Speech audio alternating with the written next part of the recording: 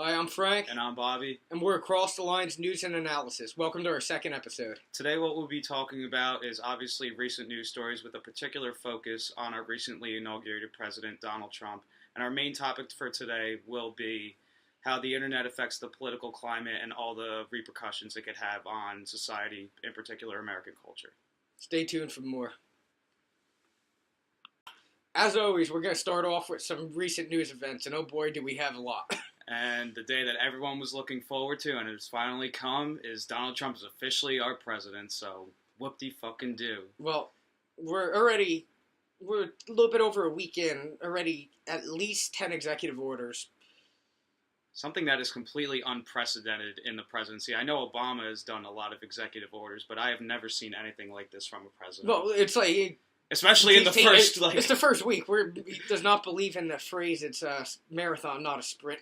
And one would think, like, within the first, few days of being in office, you would want to focus on, important things, like, healthcare, education, all that jazz. Keeping out immigrants, building a wall. But no, what they were focusing on was the crowd size at the inauguration. Yes. And the statement that Kellyanne Conway gave was... brilliant. Remarkable, maybe, to say the least.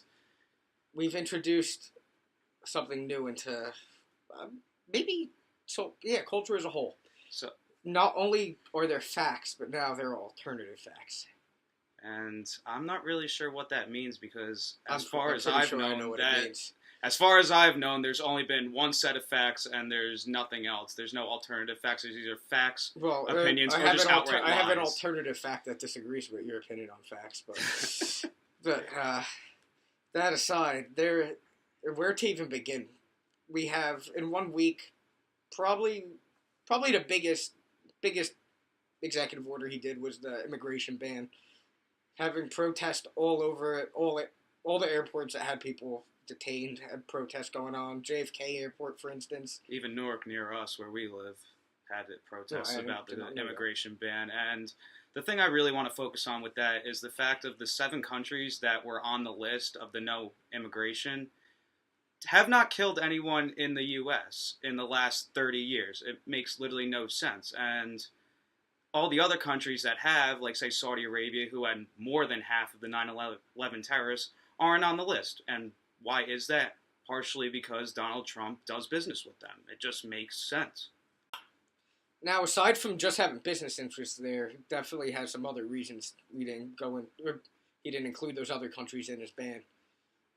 And clearly it's because ISIS is really the most active in, well, maybe not all of the countries that he named, but 3 of the countries in particular, Syria, obviously, Iraq, and Libya, are probably the countries that ISIS is the most active.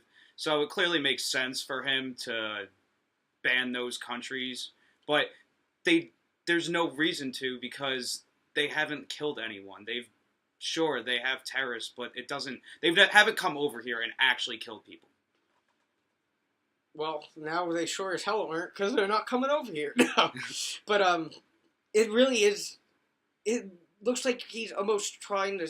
You can argue he's taking preventive measures, which very good argument for that. But at the same time, there hasn't been an attack from literally from a refugee, when was the last terror attack from even an immigrant to the United States? I mean, you could talk about the San Bernardino one, but that didn't even involve a country that was on the list. That involved Pakistan, and Pakistan is, Pakistan has terrorist organizations. They have one of the most powerful Taliban groups there. Saudi Arabia is literally like the core of this, and we don't have them on the list. Saudi Arabia is unquestionably like the birthplace of this type of extremism. Yes, specifically it's called Wahhabism. It's the radical form of Islam that's been spreading that terrorists abide by, literally spawned from Saudi Arabia. And we, for some reason, just kind of ignore them when it comes to bans and any kind of punishments that we deal towards the Middle East. But, to me, it just seems hypocritical. Now, we're 1 week in, and a whole lot of people are already real worried with a lot of things Trump has done. And it definitely is a valid thing to try to think of where we're going to go from here. Because, let's face it, in 1 week, he's already done between restoring the DAPL and the Keystone Access pipelines, the Muslim ban, the wall. He's already done almost all the things people were worried he was going to do. Literally, one weekend. I mean, you got to give him some type of credit for keeping his campaign promises. No, absolutely. But these are just things that you really don't want to happen if you really look at your facts and make a rational conclusion about it. Like, the Dakota Access Pipeline and these type of pipelines are just setting us back. They're not, like, we're not moving forward in this way. We're just staying put in the fossil fuel industry and just not moving forward where it's clearly going to be beneficial for everyone. Now, yes, people will argue, and there's an argument, but I think it's a shit argument to be made that, yes, we are making advances in the fossil fuel industry. There's advances being made, yes, and we could do things more efficiently and cleaner than we were years ago. But the fact is, we have complete better forms of fucking energy that we could be using now. Like, yes, what we're doing now may help a few people out that are involved in the fossil fuel industry, but I think how history is going to look at it is we're being silly by not moving on to better, more efficient ways that we've developed since. And I got to point out the fact that with Donald Trump, like, there's no telling him that he's wrong. No. It's either his way or the highway, as you saw with the Attorney General who would not implement the Muslim ban. She went against it, and he subsequently fired her, something straight out of The Apprentice. Now, she was left over from the Obama administration, so that's one thing to keep in mind. But at the same time, definitely, for me at least, and now, I got a much better opinion of Trump than I did back when he first became a candidate. I think that he is actually a big opportunity for America because of his populism and his desire to actually make people happy. And as we've seen in the first week, Bobby mentioned, he is absolutely keeping his promises, for better or worse. But that said, it worries me if we're going to have someone in charge that whenever he gets opposed goes straight to, no pun intended, pulling the Trump card on him. But I can see that having problems down the line depending on how far he takes it. And one more thing I want to point out before we go to our main topic is him completely singling out the media and just blaming everything on the media for why he's being criticized. Yes, if the media doesn't like it's either fake or biased, which a lot of time it is. But you can't just excuse anything as nonsense if it's giving an unfavorable opinion of you. As I'll always acknowledge, Trump was definitely treated unfairly during his campaign run. But at the same time, you can't just tell the media to basically fuck off. It can't happen. It's in our First Amendment rights that we are entitled to, and Trump can't deviate from that. Our main topic for today is how the internet affects modern political climate. Now, the internet is, in my opinion, I think, definitely a very strong argument to say that the internet is probably the most significant invention in at least the last century. Definitely in the field of communications. It's absolutely, I think 100% qualifies as the most significant. It has brought so many people together, but at the same time, I consider the internet kind of a paradox. Like, people such as Steve Jobs and Mark Zuckerberg, who created Facebook, they pretty much envisioned their inventions bringing people together. But I actually think it kind of had the opposite effect, because if you just, especially Facebook, if you just look at Facebook, more than half the time what you see is people just going at each other's throats about, like, whether it's politics, sports, it could be anything. It's completely like, yes, they're like interacting, but they're also like being isolated at the same time. There's no agreement. Actually, I would say in the exact example you gave, yes, there's no agreement, but that's still bringing people together. It's putting up a forum where people could discuss ideas, or discuss is kind of a loose word to use for some of the social media conversations, but it gives a forum that people could have that discussion. Where I think it isolates people in their bubble is that on almost all the social media things, Twitter irks me especially with how they do it. You could block people. Now, how that works, a lot of time it's supposed to work for people who are being abusive or just dickheads or trolling. You could block them, and that's fine. But people use it a whole lot to anyone who even slightly disagrees, just instant block. And on Twitter, they let you still comment and keep the conversation going with the person that you have blocked. That, I feel a lot of people use to almost form their own bubbles, where it's if anyone disagrees, they're out. Just keep all the people who agree. And that's where the problem is, because that's the kind of the point of social media and the internet in general, is you're supposed to see like a bunch of different views to formulate your own view. You're not going to change anything based on just staying one way. And that's what the internet is basically doing, because you formulate your own opinion and you're just staying that way. It's kind of very counterproductive, but it's also could be amazing at the same time if everyone just got their heads out of their ass. Yes, that is a very good way to put it. It's literally, I mean, we really take the internet for granted. Think of if you went back even 50 years and told someone that they'd be able to talk to someone, not even to someone, talk to people from all at once, from all over the fucking world, instantly. You could send videos, share anything, picture, data, instantly. It's absolutely amazing. It has been something that is, and will continue to change humanity in ways that we still probably can't fathom. But, I mean, it just does so much. It's literally the biggest database of information ever assembled. And it's accessible to anyone that has an internet connection. That's something that's never existed before. It's just a matter of utilizing it the right way. And the way we use it right now is basically to argue with other people, when we should kind of be having constructive conversation instead of just trying to demonize the other side. And it's just really I can't...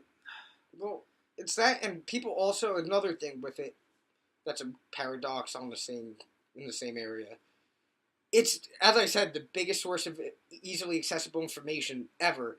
But instead of using that to critically, analyze your own views and increase your knowledge, a lot of people use it, probably not intentionally, but has the same effect anyway, is to confirm their own beliefs. It's called confirmation bias. That's when a lot of people, instead of, you won't challenge your own view, you just type something in on Google, and the first article that agrees with you use to justify your belief. That's a great point. That is a great point. And that's, it's I mean, I'm guilty of that too. Everyone does it. It's natural. It's natural to do. It's something that needs to be stopped. You gotta be conscious of it too, though. If you want to stop it, you gotta be conscious of it. A rule I go by now, by no means am I perfect when it comes to researching things, but the more I like what I'm reading, the more I agree with an article, the more skeptical I make myself be. Or the more, and by I mean the more moved I get by an article, even if it's in a negative way. Like if something gets me going really bad, I always make a point that, all right, I'm going to stop myself, read up on it, look at other sources. Because anything that is sensational, that gets you going, aimed at getting you to repost it real fast, you should always be a little suspicious of. And maybe doing it just for that exact reason, to get the response and might not actually be factual. We could do so much with the internet. The internet is literally, like Frank said, is probably the greatest invention of all time. And it could be used as a significant tool in figuring out relevant information when some people won't give it to you the right way. And that's exactly what we're here to do. No, even beyond just getting information out, how it mobilizes people in real life is absolutely amazing. Look at the recent protests. I really doubt at least the numbers of the recent protests would not have been possible without the internet. Yeah. Could you imagine this happening 30 years ago when there's... It wouldn't be possible. How did people even mobilize back then? It's hard to But definitely, I could not imagine there being the same day protest organizing when there's a ban on people getting into the country. When people started those protests at the airports over the not technically a Muslim ban, a ban on a couple countries that President Trump put into place, there was literally protests almost instantly at these airports. It was amazing. It was absolutely amazing in that regard. And by citing those protests, you could see that the internet could either do great things or could do terrible things, like it does when people just argue and don't even bother to hear what other people have to say. It really is a paradox. It's like any tool, it's how you use it. It could be used for good or bad. Now, as important as the internet is, this election was probably the most significant in regards to the role the internet played out of, at least, probably ever. Definitely out of any ever. We have Donald Trump, who dominated by using social media. He's the king of Twitter, in my opinion. We have Hillary, who was absolutely destroyed by the internet by getting all her emails leaked. Everyone finding out how friggin' corrupt she is. Like, we didn't really have a fucking idea about that, but yeah, that definitely had an impact on multiple levels. And one of the biggest impacts that the internet has had on the political climate is, without a doubt, oversaturation. And it's all kind of a recent phenomenon, the fake news thing. And it's so hard for people to, like, distinguish what is real and what's not. This is only done through the internet. People back in the day, were only able to get, like, however many pieces of news because there was really only newspapers. Well, even more interestingly, now by oversaturation we mean specifically that the massive influx of news that we're subject to at this point, and propaganda, real news, commercials. It's nonstop. If you watch TV, you get it. The internet, a billion times more. Make it even more interesting, though, when we compare it to how people used to get their information. Not only do we get more information, but you're no longer, used to be kind of confined by your borders to what information you get. And by that, I mean, if you lived in America, you'd be getting American news and propaganda. You lived in Russia, you'd be getting Russian news and propaganda. When everything was, paper-based, it had to actually, get into the country or go through some main outlet. Even when TV started, it was still, you have a couple companies, couple outlets that you could get your message out. The internet, you're subject to media coming from literally everywhere, all over the world. And just look at the impact the internet has had on our political climate in terms of our direct contact with public officials. Oh, yeah, now. Absolutely. Good point. Particularly with Donald Trump. I think he might be the pioneer for this, because he is literally the first public official now that literally is directly communicating with the American people through Twitter. It's honestly amazing, because we've never seen anything like this. And he could obviously get a lot of feedback about maybe policy choices or anything like that. He definitely gets feedback. That guy definitely listens to his followers, for sure. His responses prove that. But in the age of Twitter diplomacy, it is vital that we... It's amazing. It's amazing. I really don't know even how to put it into words, because I never thought it would ever come down to this. Who could have? Who could have imagined the next president of the United States, or our current president of the United States, would be getting his message out through Twitter? And now, I'm not making light of it. It's the best platform for something like that. It's literally, in my opinion, the closest to direct democracy we've probably ever gotten. It's a great way for people to voice their opinion. And with Donald Trump being on Twitter and communicating in the fashion that he is, it's so easy for him to get feedback from his followers, and even from maybe, not that he really probably gives a fuck about his people that oppose him, but still, he could get that feedback regardless if he's going to do anything about it or not. It's just something that has never been experienced in modern society. It's awesome. Or not even in modern society, any society. Yeah. Ever. It's new. And you know what? It's going to be interesting to see where it goes from here. It's definitely not done making changes by any means. It's just the beginning. I just hope that it doesn't lead into something bad. Well, it will. It will. It already has led into something bad. Look at how ISIS has recruited a whole lot of the people who we considered part of ISIS now, or people who've never met anyone in ISIS, never trained with them. Literally, they just saw propaganda online and happened to go with it. There's going to be bad things like that. While you get good messages are easier to spread, so are bad messages. It's on, again, like with any tool, it's how people use it. Agreed. It's progress. It's amazing. It's progress and regression at the same time, if that makes any sense. I don't know if I'd call it regression, to be honest. Not progress. Progress isn't always positive. That's true. I'll give you that. Because even it's moving forward. For better or worse, we're going. Yeah. That's how it is. And Donald Trump, whether he takes us back or he takes us forward, he's taking us someplace, that's for sure. I don't believe in a thing going back. It's like, there's really no such thing as going back. Are we going to screw things up, or are we going to make things improve? That's exactly. It. And who knows what... Yeah. And to be continued. Now, that's our episode. All we really could hope that people get out of this is start looking at the internet as a tool that needs to be used a lot more responsibly than we're using it now. If even one person, even stops posting stupid fake news on Facebook from seeing this, it takes a second to look it up, I'll be pretty happy. Just stop arguing with people for the pure... Stop trolling. Yeah, stop trolling people just to get a kick out of it. Try and understand what they're saying and make an honest assessment about it. Like, if you don't have to agree with everyone, but don't demonize them. Just nothing will get done that way. Keep an open mind, and as always, we hope you enjoyed. Please like and subscribe if you feel obliged to. We'll see you next time.